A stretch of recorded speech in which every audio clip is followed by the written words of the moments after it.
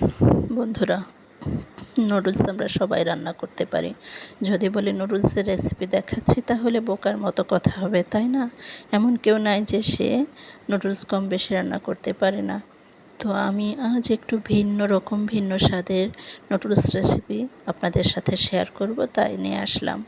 ভালো লাগলে পুরোটা দেখবেন, না লাগলে স্কিপ করবেন। এই যে এখানে আমি নিয়ে নিয়েছি শসা, টমেটো সাইজ করে কেটে নিয়েছি। এখন পেঁয়াজ আর মরিচ দিয়ে ওটাকে আমি তেলে একটু ভেজে নিয়েছি। তারপর আমি একটা ডিম এভাবে দিয়ে দিলাম। আর এই যে নুডলসগুলো দিয়ে দেব। পরিমাণ মতো লবণ দেবেন, কারণ নুডলসের প্যাকেটে যে মশলা থাকে তাতে কিন্তু যথেষ্ট পরিমাণ লবণ থাকে। তো এই যে আমি কিন্তু তেল ছাড়া নুডলস রান্না করছি, এটাই হচ্ছে টপ সিক্রেট।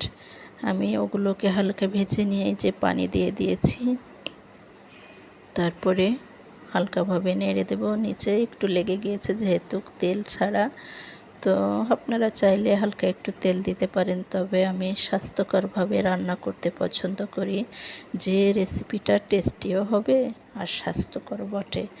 তো এই যে যারা আমার রেসিপিগুলো নিয়মিত দেখেন তারা জানেন যে আমি স্বাস্থ্যের কথা মাথায় রেখে প্রতিটা রেসিপি আমি তৈরি করে থাকি।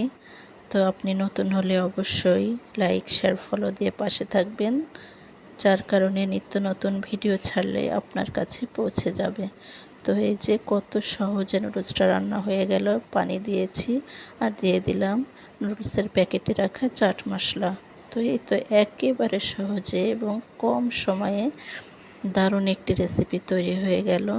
আর আমি উপরে দিয়ে দিচ্ছি বেরেস্তা, এতে করে যেমন স্মেল তেমন স্বাদটাও দ্বিগুণ বেড়ে যাবে। তো এই যে আপনারা চাইলে এটা সুপি নুডলস রান্না করতে পারেন।